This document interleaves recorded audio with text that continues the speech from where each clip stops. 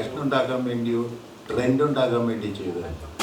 ഈ 1001 എന്ന് പറഞ്ഞ സിനിമയിൽ എനിക്ക് ഏറ്റവും വലിയ സങ്കടം മണിയുടെ മരണത്തിൽ ഞങ്ങൾക്കൊരു നാഷണൽ അവാർഡ് ആ സിനിമക്ക് കിട്ടുമായിരുന്നു. ഈ റീ റിലീസ് ട്രെൻഡ് സ്റ്റാർട്ട് ചെയ്തത് നമ്മുടെ ദേവദൂതൻ എന്നാണ്. ഇപ്പം അതൊരു ട്രെൻഡായിട്ട് തന്നെ പൊക്കോണ്ടിരിക്കുകയാണ്. എങ്ങനെ തോന്നുന്നു ഒരു തുടക്കം കുറിച്ചതാണെന്ന്? പണ്ട് ഞാൻ പാൻറ് ഇടുന്ന കാര്യത്തിൽ bell bottom പാൻറ്റായിരുന്നു.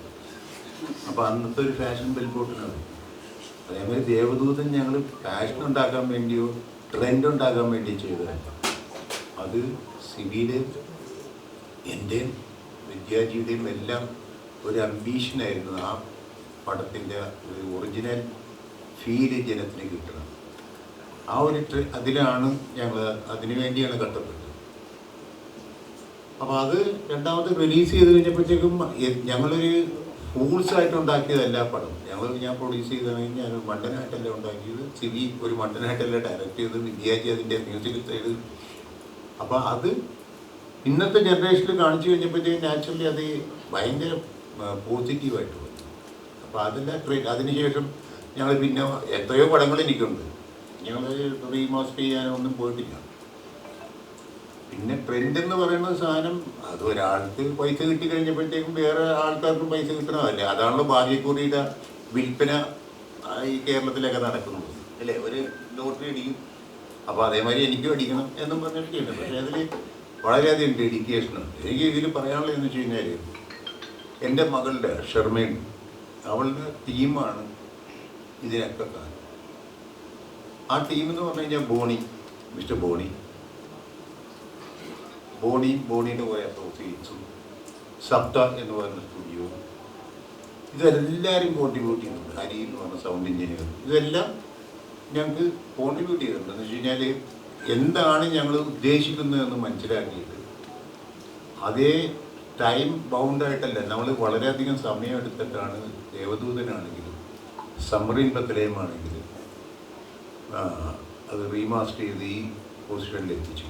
So thank to God and same time എൻ്റെ ടീമിൻ്റെ അടുത്ത്, എൻ്റെ മകളുടെ അടുത്ത് ഇതിനെ എല്ലാവരും ഞങ്ങൾ സപ്പോർട്ട് ചെയ്തിട്ടുണ്ട്. മിസ്റ്റർ സിബി, അതേമാതിരി തന്നെ ഞങ്ങൾ എവിടെയൊക്കെ ഞങ്ങൾക്ക് ഒരു ആശയക്കുഴപ്പം ഉണ്ടാകുന്നു, ഇവർ ഞങ്ങളെ കോണ്ടാക്ട് ചെയ്യും, ഞങ്ങൾ അവരുടെ സ്റ്റുഡിയോയിൽ പോകും, ഇതൊക്കെ കാണും. ഈ 4K റെസൊല്യൂഷനിലേക്ക് മാറ്റുന്ന സമയത്തും അതിൻ്റെ കറക്ഷൻസ് പറയും.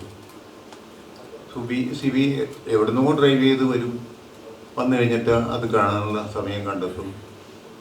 കുറേ കാര്യങ്ങൾ ചെയ്തിട്ടുണ്ട്. നല്ല എഫേർട്ട് എടുത്തിട്ടാണ് ഇതൊക്കെ ചെയ്യുന്നത്. അല്ല ഒരു ട്രെൻഡിന് വേണ്ടി ചെയ്തിട്ടില്ല. ട്രെൻഡ് ഇതിന് ശേഷം എല്ലാവരും ട്രെൻഡോടുകൂടി ചെയ്തു അങ്ങനെയല്ല, അങ്ങനെ ചെയ്തിട്ടുമില്ല. നേരത്തെ നിങ്ങൾ പറഞ്ഞു കലാഭവൻ മണി ഒരു ഞാനും സിബിയും തന്നെ ഞങ്ങൾ ഉണ്ടാക്കിയ കുറച്ച് സിനിമയാണ് 1001. ഈ 1001 എന്ന് പറഞ്ഞ സിനിമയിൽ എനിക്ക് ഏറ്റവും വലിയ സങ്കടം മണിയുടെ മരണത്തിൽ ഞങ്ങൾക്കൊരു നാഷണൽ അവാർഡ് ആ സിനിമക്ക് കിട്ടുമായിരുന്നു. അത് മിസ് ചെയ്തു. സമയത്തിന് ഞങ്ങൾക്ക് അപ്ലൈ ചെയ്യാൻ പറ്റിയില്ല, ചില മറ്റുള്ള റീസൺസ് കൊണ്ട്. ഇല്ലെങ്കിൽ വിൽ ബി പ്രൗഡ്, ഒരു കൊമേഡിയനിലുപരിയായിട്ട് അദ്ദേഹത്തിനെ വെച്ച് സിബി ഉണ്ടാക്കിയ ടി എ റസാഖ്, മരിച്ചുപോയ ടി എ റസാഖായിരുന്നു സ്ക്രിപ്റ്റ്. സ്റ്റേറ്റ് അവാർഡ് കിട്ടിയത്, state best script writer story എന്തോ. പക്ഷെ അത് നാഷണൽ ലെവലിൽ പോകേണ്ട സിനിമയായിരുന്നു. അത് സമകാലിക പ്രസക്തിയുള്ള സബ്ജക്റ്റ് എന്ന് പറയുന്ന കാറ്റഗറി, അത് മിസ്സിംഗ് ആണ്. അപ്പം അതേമാതിരി തന്നെ ഗിരീഷ് പുത്തഞ്ചേരി, ഇങ്ങനെ കുറേ ആൾക്കാരെ മിസ്സിങ് ഞങ്ങൾ വേദനിപ്പിക്കുന്നത് സമ്മറി ബത്തലയുടെ പല പല പല വർക്കുകളുടെ ഇടയിൽ തന്നെ ഞങ്ങൾ കാണുമ്പോഴത്തേക്കും. അപ്പം മണിയെപ്പറ്റി കുറച്ചുകൂടെ പ്ലസൻ്റായിട്ട് സംസാരിക്കാൻ പറ്റുമെങ്കിൽ നമ്മുടെ കുട്ടികൾക്കായിരിക്കും. ബിക്കോസ് അവരുടെ ഏറ്റവും വലിയ കമ്പനി കലാഭവൻ മണിയായിരുന്നു സെറ്റ്.